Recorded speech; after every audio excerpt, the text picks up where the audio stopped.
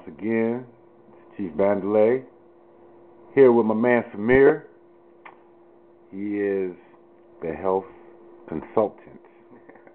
But we're here, first episode today. Going to be talking about a few things, mainly the pH system in the body. And so, tell us what you're about. Maybe just a little info about yourself. Well, I work at a local health food store, and I work with Bandele. I've been working there for about 7 years now, so never really had much information going into the health food store, but I like biology, I like science, so I just kind of picked it up as I went. So pretty much it from there. Hey, just from what I see, I mean, he's the man. I mean, he's the go-to man. I put it that way. So, main thing with my philosophy is the fact that if I don't understand it or if I don't know it, I'm going to make myself understand it or I'm going to make myself know it. And so, it's my little determination in life, I guess. I like to always compete with myself. Because if you compete with somebody else, you're always going to lose. But if you compete with yourself, you're always going to win, pretty much. So. Hey, that's interesting. That's interesting. No doubt. Well, like I said, today we're going to talk about the pH system in the body. So could you first explain what the pH is? Okay, pH basically means how many hydrogen ions or OH ions are within a certain solution. The more hydrogen ions you have, the more acidic the solution. The more OH ions you have, the more alkaline the solution.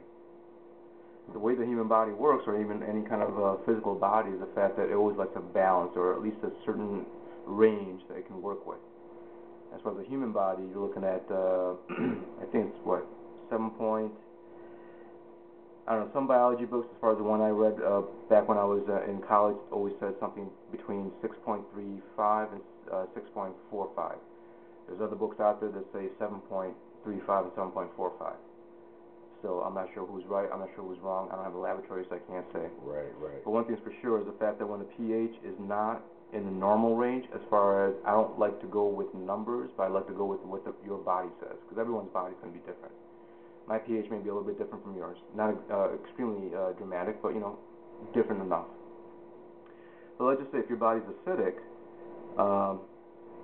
and if you're looking at biology and chemistry, an acidic solution causes more reactions.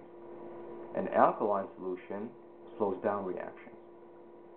So as far as what your body is concerned with, since there's thousands and thousands and thousands of chemical reactions going on simultaneously, your body needs to have somewhat of a control over it. So when there's too much acidity, there's not enough control. When there's too much alkalinity, let's just say it's too much big brother watching over you type of deal. So your body likes to have a certain range it likes to be in. So therefore, certain reactions that should happen can happen, and certain reactions that can be halted or stopped will happen. Okay. So pH ranges from 0 to high enough, as far as 12. Yeah, I think something like that, 12 or 14, somewhere around there. 14. I'm sorry, 12 is bleach, so 14 is the highest. Yeah. So your body likes to be between 6 and 7. Let's just say. Okay. And water is 7.0. That's neutral. That's baseline. So yeah, it is between 0 and 14. So, what would you say that, let's say in general in society, are people more alkaline or more acidic? Well, I'd say the rest of the world besides America is more alkaline, or at least within their balance of what their body likes. And we Americans, because of our dietary habits, it's mainly I associate with stress. The stress causes definitely a lot of fluctuations, because stress causes you to eat sporadically. It also causes you to breathe sporadically.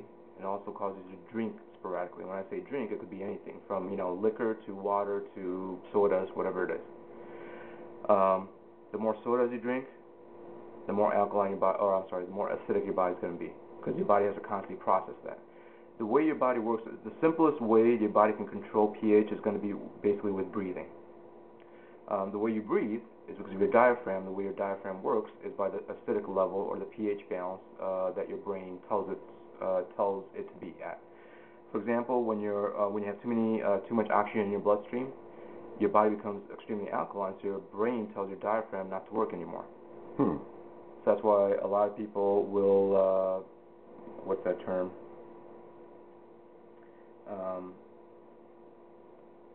When you have to breathe through a bag. Oh yeah, when you're hyperventilating. Hyperventilating, okay.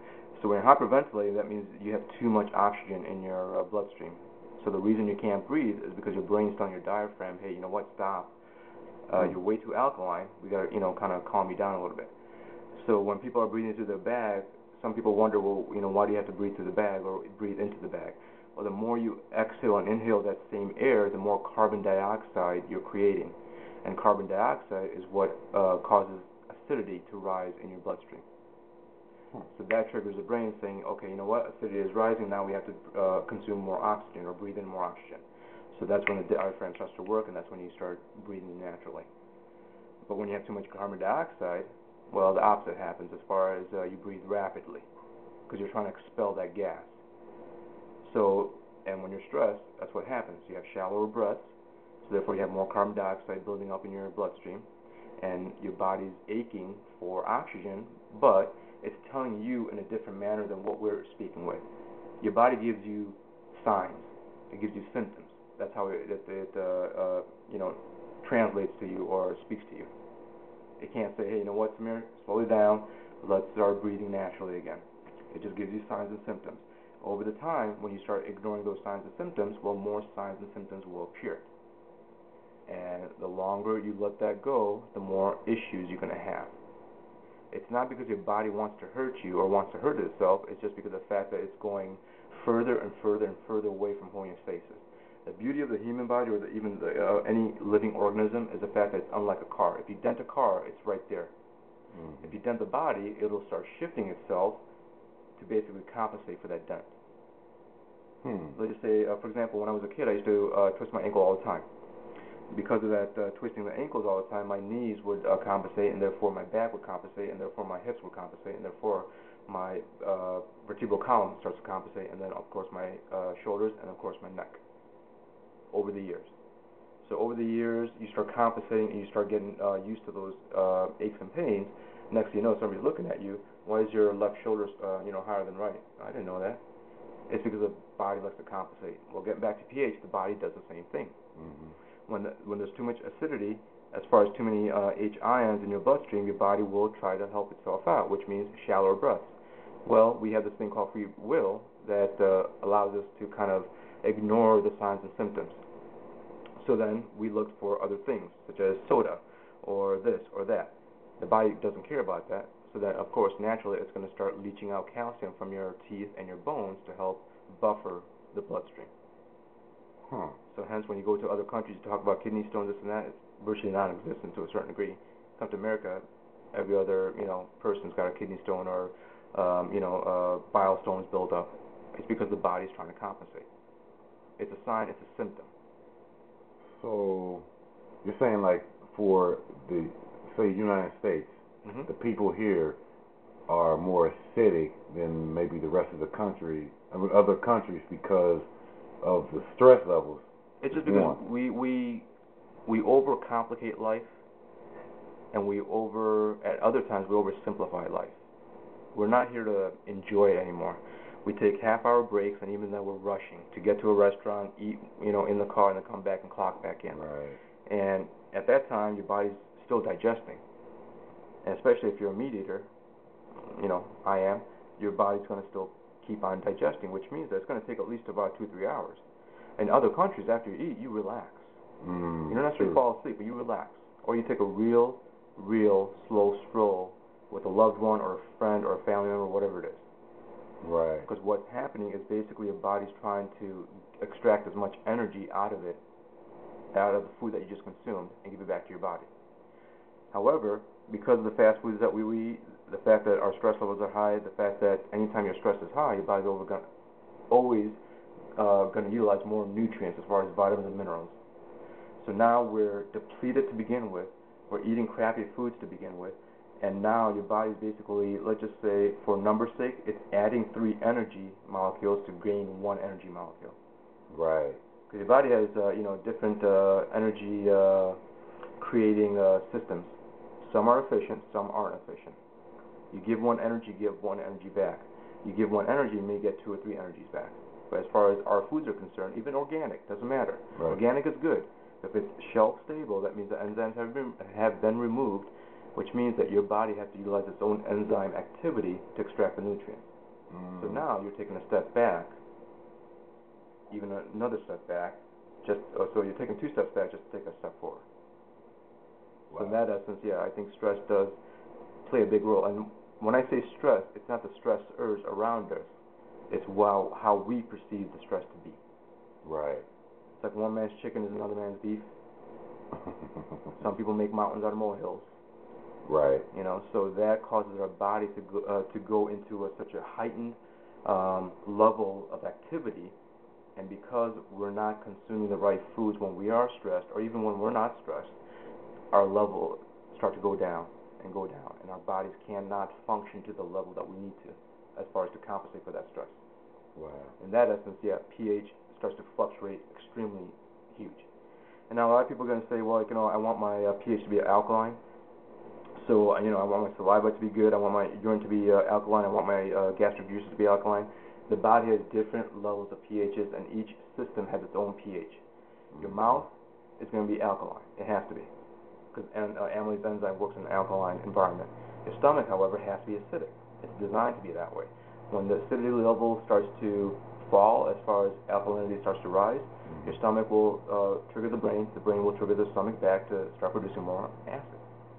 It's evolution, it's biology, it's God, whatever you want to call it. It's pre-programmed to be acidic. And then the small intestine definitely is a little bit more acidic than the large intestine, but at the same time, both the large and the small intestines are a lot less acidic than the stomach, because different enzymes work in different environments. So your urine is going to be a lot more acidic than your bloodstream, always. However, your saliva tends to be close to what's in the bloodstream. So when you're doing a pH test strip, you know, use that saliva testing. So what foods are good for alkaline the body? Basically the same foods that our ancestors ate. Natural, raw, fresh picked from the garden or from the tree.